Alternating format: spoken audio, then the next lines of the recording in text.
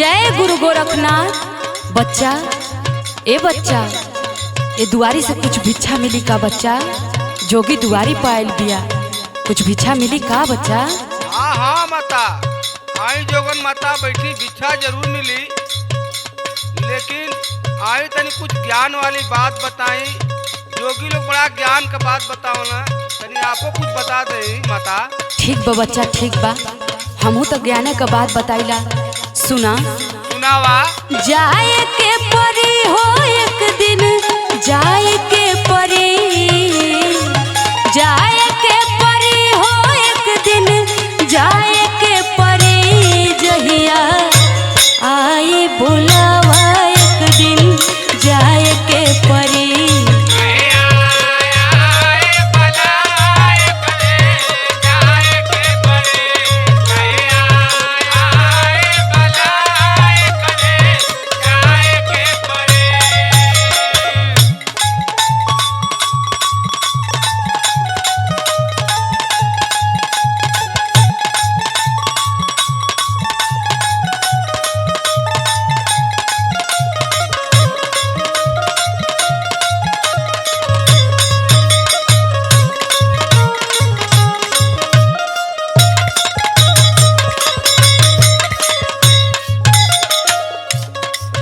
बच्चा, हाँ माता।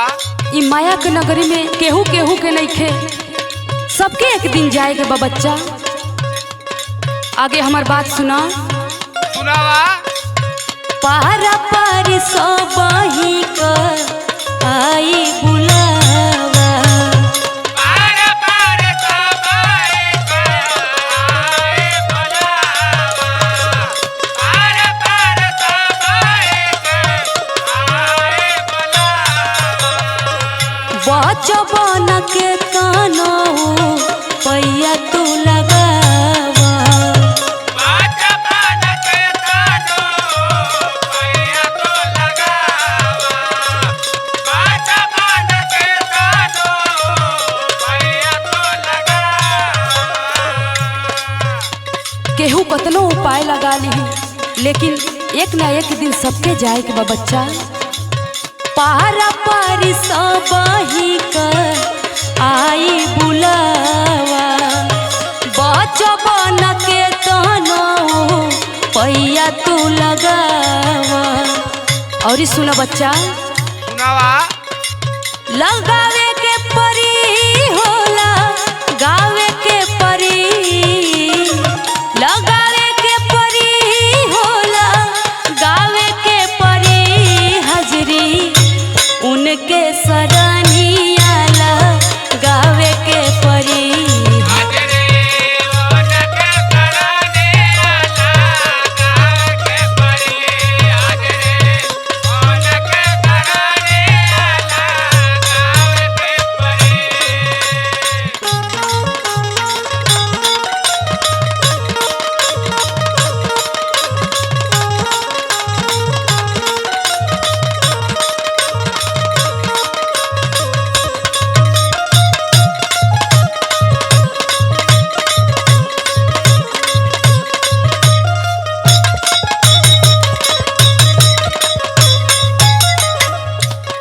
अरे बच्चा, हाँ माते। अब्बो से ही मोह माया छोड़ा कुल, और गलत काम छोड़ के अच्छा काम करा, अच्छा कर्म करा, और ये दुनिया का मोह माया छोड़ा। आगे बात हमार सुना। सुनावा। कैला करार करबे प्रभु के भजनिया,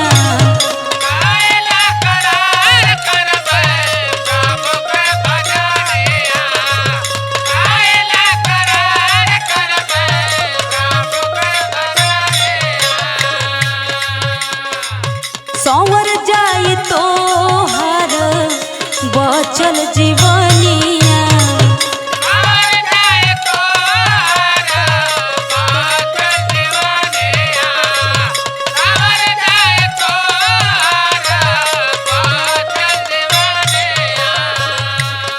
अरे बच्चा, हाँ माते। भजन भाव में मन लगावा, जीवन सवर जाई बच्चा। कैला करार करबे प्रभु के भजनिया, संवर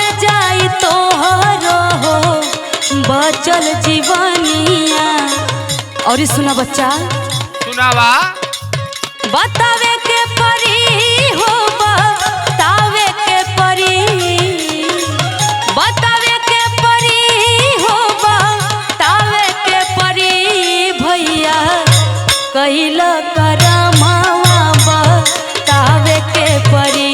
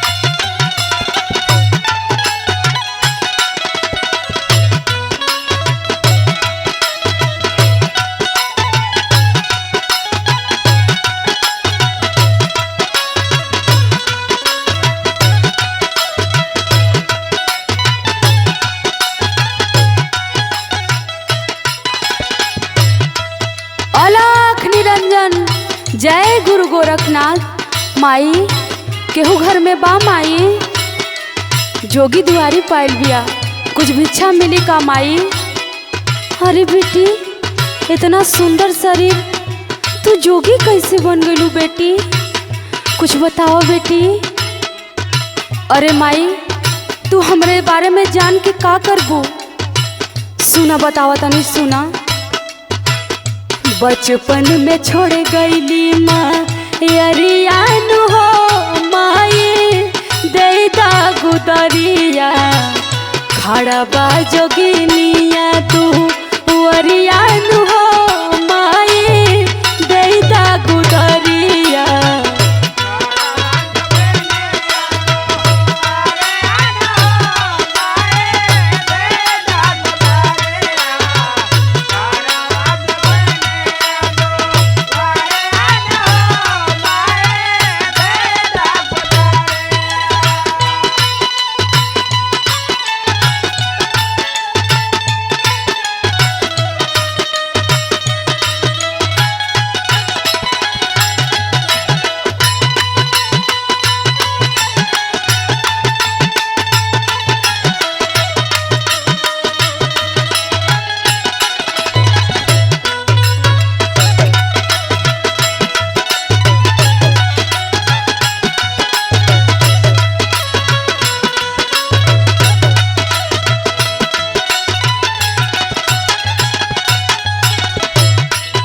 तू हमसे का पूछा तारू माई? अरे बेटी तोहार माई बाबू ना रहले का? अरे ना माई, हमार पहिल की मतारी हमके छोड़ के बचपने में मर गई रहली और हमार बाबूजी दूसर मतारी लेके आइले तो हमके वो बहुत दुख देत रहली माई। सुना, बाबूजी के बदलल भी चारवाए माई,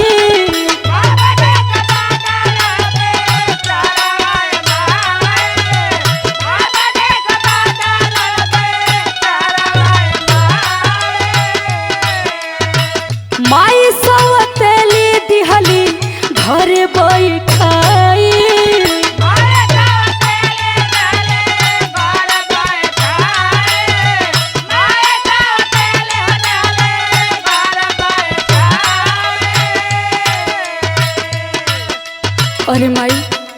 वो बहुत हमके दुख देत रही।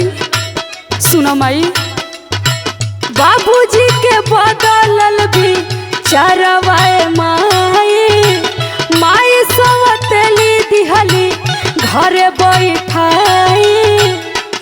और सुना माई, जिंदगी में छा गईले हरियान हो माई, देदा गुदरिया खड़ा बा जोगिनिया तू वरियान हो माई, देदा गुदरिया।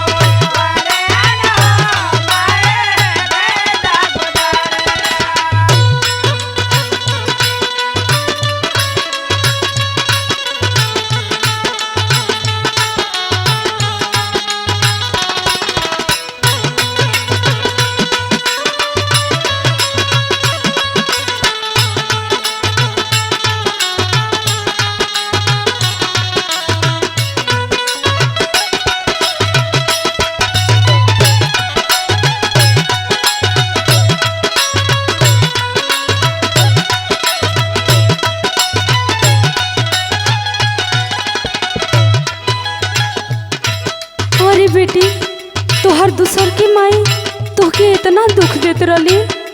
हाँ माई, बहुत दुख देत रही माई। आगे सुना, बताओ तनी। धीरे धीरे बीतल दिनवा मारे लगली ताना,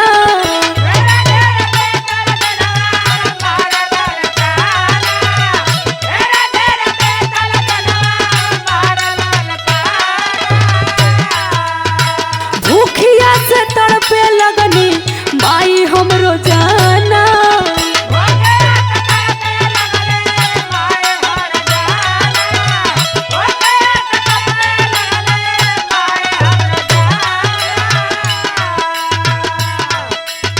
अरे माई, अब हमके कौनो रास्ता ना बचल, तब हम जाके जोग रमा लेनी।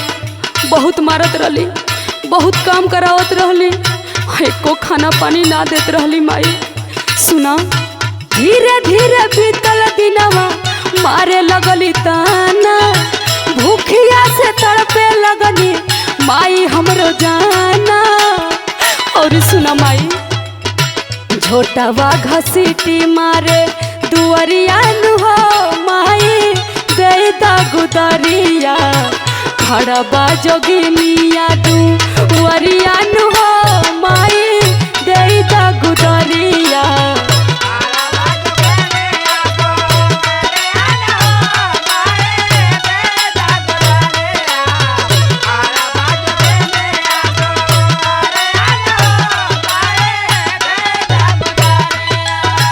बचपन में छोड़ी गईली मयरियान हो माई, देदा गुदरिया खड़ा बा जोगिनिया तू वरियान हो माई, देदा गुदरिया।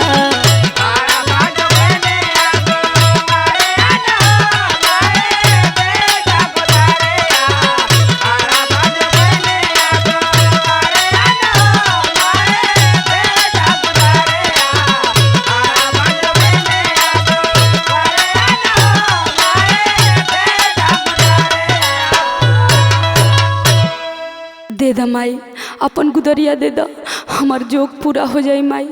ठीक बा बेटी, ला।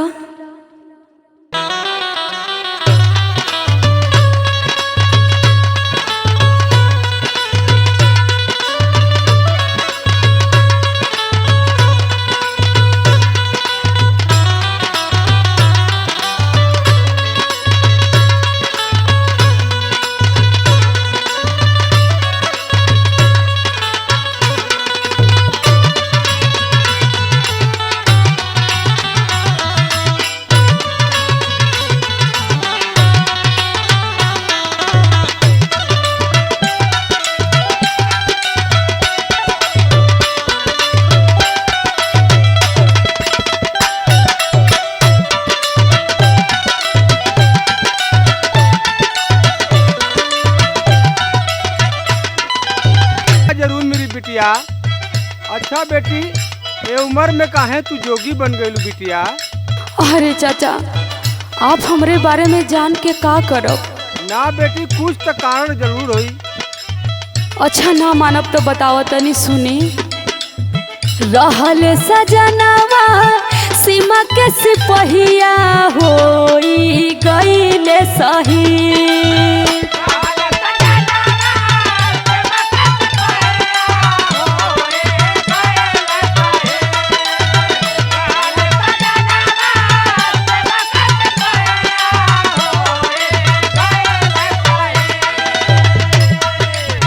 रहल सजनवा सीमा के सिपहिया होई गईले सही।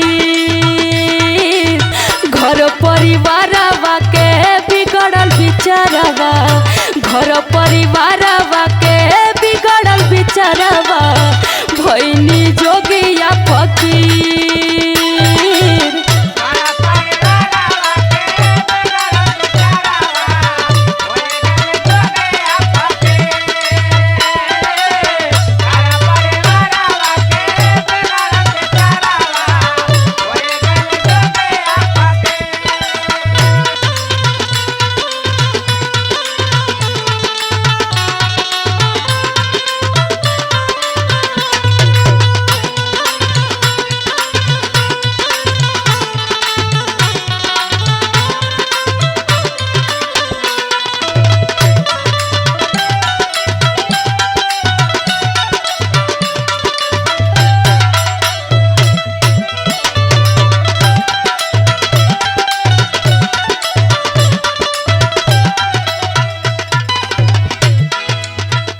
अरे बिटिया, बोली चाचा।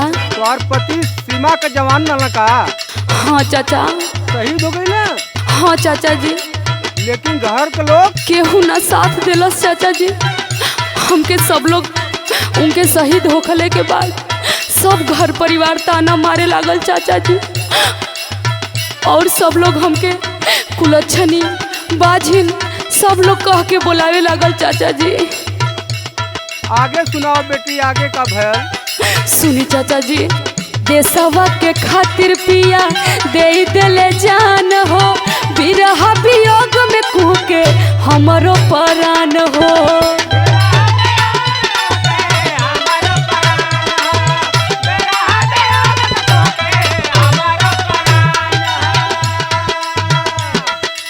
का करी चाचा, कोनो रास्ता ना लौकल। जाके गुरु गोरखनाथ के शरण में जोग रमा लेनी चाचा। सुनी चाचा, बताओ तनी। ससुरा में केहू नाही माने मोर बतिया, मारी मारी ताना सासू करे दुरागतिया।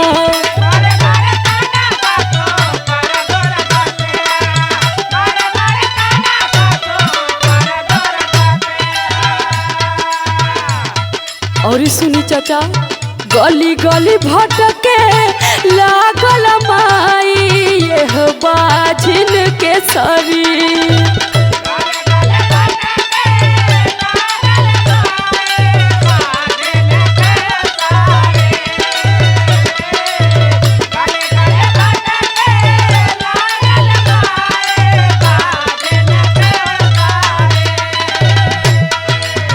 गली गली भटके लागल माई यह बाझिन के सरी।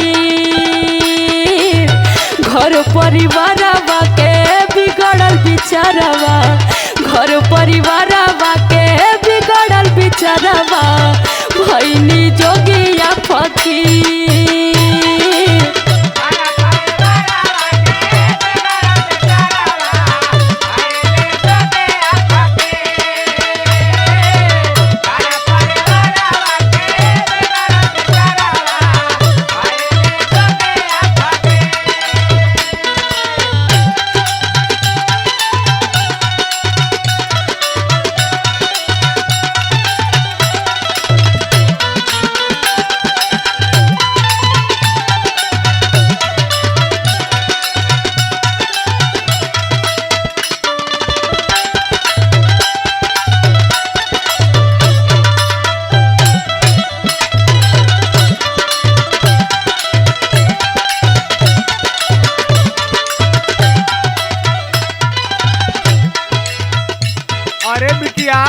बोली चाचा। तोहार बाल बच्चा ना हो का बेटी? ना चाचा। एक मतलब कि भाई हाले का गौना भल बका बेटी। हाँ चाचा। आगे का कुछ हाल बताओ बिटिया। सुनी चाचा बताओ तनी। सुनावा। एही रे उमरिया में विधवा बनाइले, मंगिया के सेनुरा मोर सुनी होई गइले।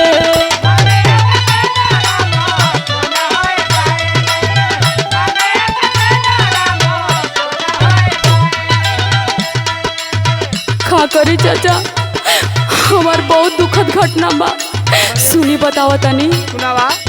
राज सरवन रवि रंजन रहले, हाथवा छोड़ा के अब दूर चली गइले।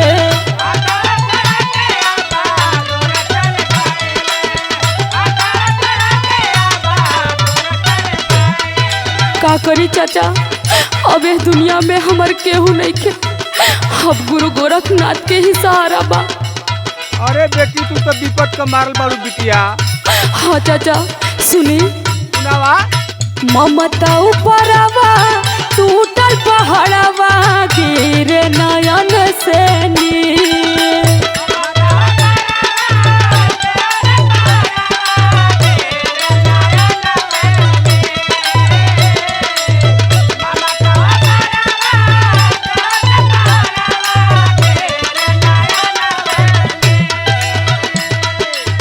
ममता उपरवा टूटल पहाड़वा गिरे नयन से नीर। घर परिवारवा के बिगड़ल बिचारवा, घर परिवारवा के बिगड़ल बिचारवा, भैनी जोगिया फकीर।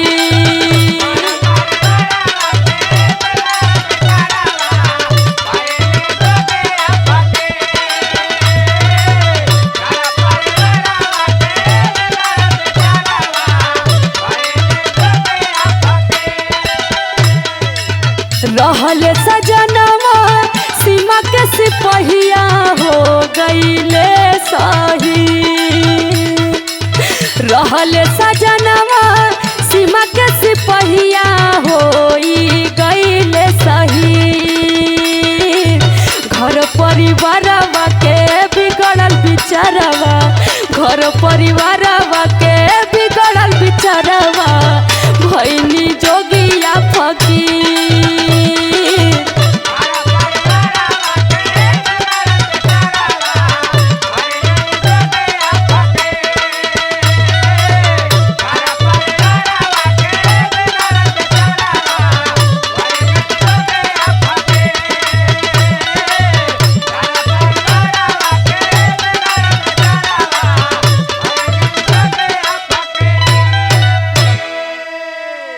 अरे चाचा भिक्षा दे ही हम दूसर दुआर जाई चाचा। ठीक है बेटी, भिक्षा लेके आओ थे।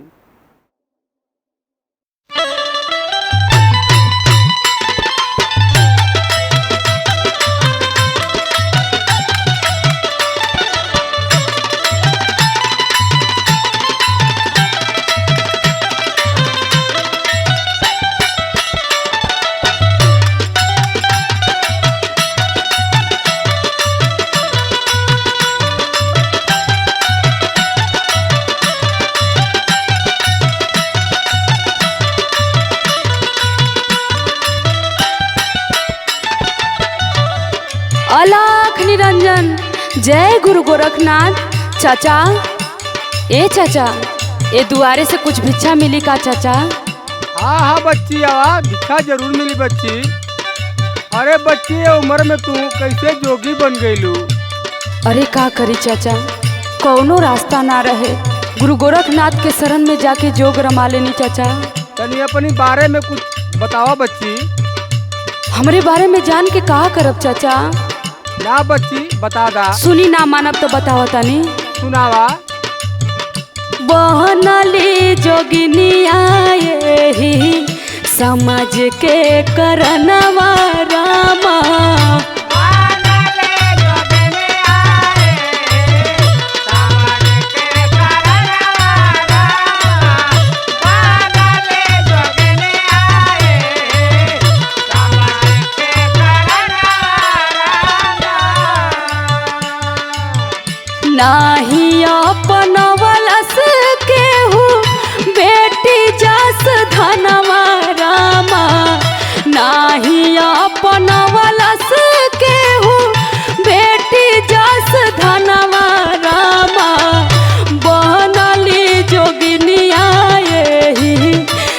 समाज के करनवा रामा।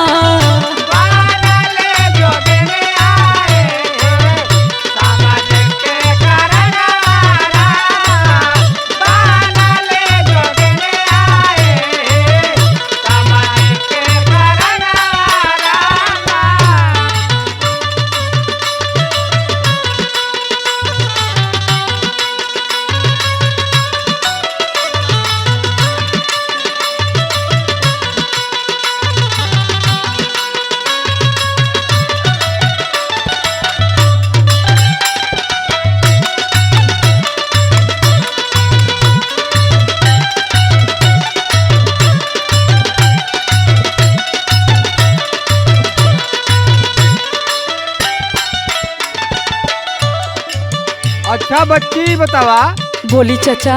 तोहर शादी भइल लेकिन ना भइल? अरे ना चाचा, हमार शादी नहीं खे भइल चाचा। अच्छा तोहर माई बाबू हुआ कि ना? एह दुनिया में हमार कोई नहीं खे। हमके बस इतना याद आवता, हम बाबा गुरु गोरखनाथ के शरण में रहनी, उहे से जोग रमौनी, उहे से संसार में घूमतानी चाचा। फिर का भल बच्ची? सुनी चाचा बताओ तनी। सुनावा। पापी प्रेमवा के रहली न जाए जखुनावा हो। पापी प्रेमवा के रहली न जाए जखुनावा हो। पापी प्रेमवा के रहली न जाए जखुनावा हो। जाना मत बनली कूड़े दान के में हमानावा हो। जाना मत बनले कोरे दान के में हमानावा हो। जाना मत बनले कोरे दान के में हमानावा हो। पापी प्रेमवा के रहनी न जाई जखुनावा हो। जाना मत बनली कूड़े दान के में हमानावा हो। हमके बस इतने पता बा चाचा, जोगी बाबा ले गईले, वहाँ हमके यह सब बतौले कि हमरे साथ यह सब घटना बा। सुनी आगे बताओ तनी। सुनावा। लोक लाज से फेंकी दिहले सुंदर सुगनवा रामा। लोक लाज से फेंकी दिहले सुंदर सुगनवा रामा। बनली जोगिनिया यही समाज के करनवा रामा।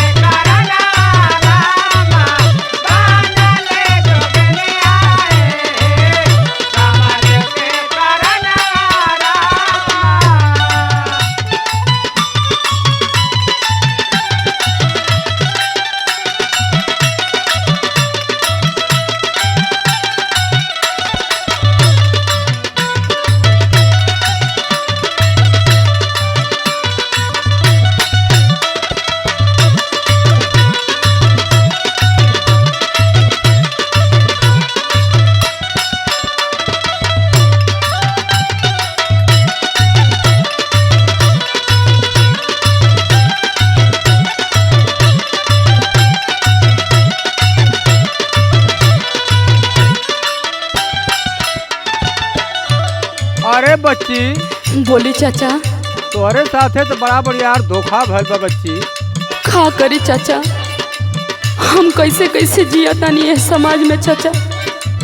सुनी चाचा आगे बताओ तनी। सुनावा। ममता के छावना मिलल भटकेला मानवा।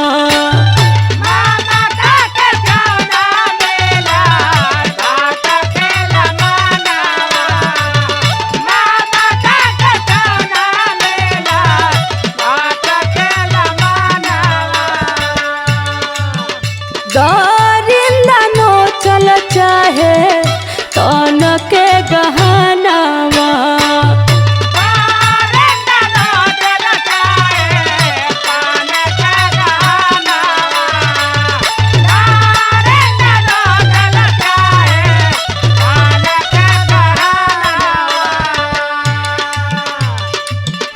करी चाचा, बेटिन के इस समाज में बहुत जियल मुश्किल बा चाचा। अरे बच्ची बड़ा विपद का माल बड़ी रे। सुनी चाचा बताओ तनी, ममता के छावना मिलल भटके लमानवा, दरिंदा नो चल चाहे तन के गहनावा। और सुनी चाचा, सुनावा। जोगी अछलाल बचवले हमरो अभिमनवा रामा, जोगी अछलाल बचवले हमरो अभिमनवा रामा, बनली जोगिनिया यही, बनली जोगिनिया यही, समझ के करनवा रामा।